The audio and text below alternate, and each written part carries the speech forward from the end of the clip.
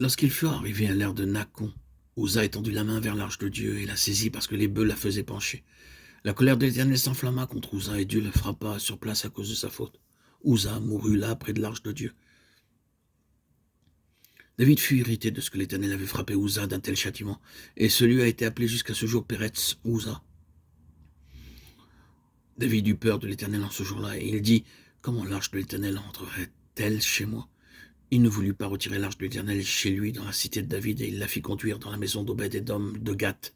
L'arche de l'Éternel resta 3 mois dans la maison d'Obed-Édom de Gath, et l'Éternel bénit Obed-Édom et toute sa maison. 2 Samuel 6, 6, 11. David ne rechercha pas pourquoi les bœufs avaient trébuché. Au lieu de cela, il refusa de porter l'arche dans la cité de David, simplement parce qu'Uza avait été frappé.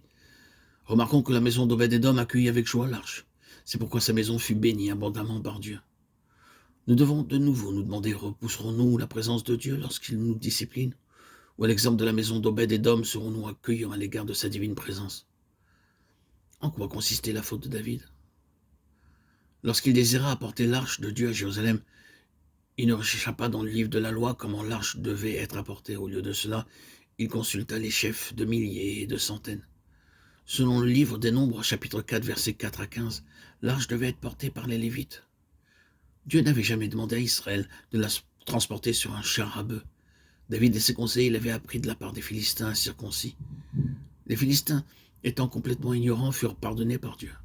Mais que David suive la façon d'agir des Philistins au lieu d'observer le commandement du Seigneur était impardonnable. Ceci devrait nous enseigner.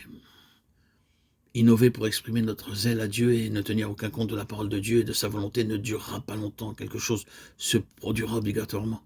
Au début, il peut y avoir de la musique, des danses, beaucoup d'enthousiasme et une foule nombreuse. Mais rapidement, tout cela cessera.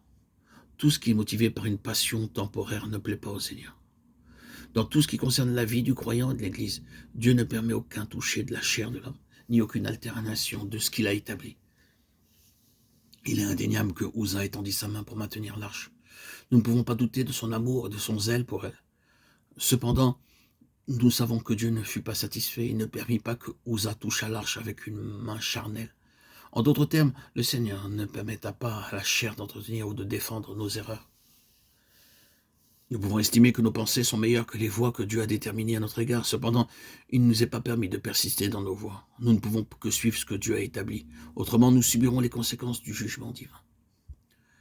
Quelques-uns demanderont peut-être pourquoi nous ne voyons pas le jugement de Dieu dans l'Église, là où beaucoup ont substitué les moyens charnels à la volonté de Dieu.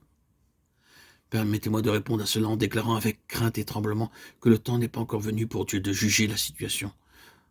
Parce que l'arche, c'est-à-dire la présence de Dieu, n'est déjà plus dans ces lieux-là. Ne soyons jamais tentés de nous moquer du Seigneur à cause de sa modération et de sa patience.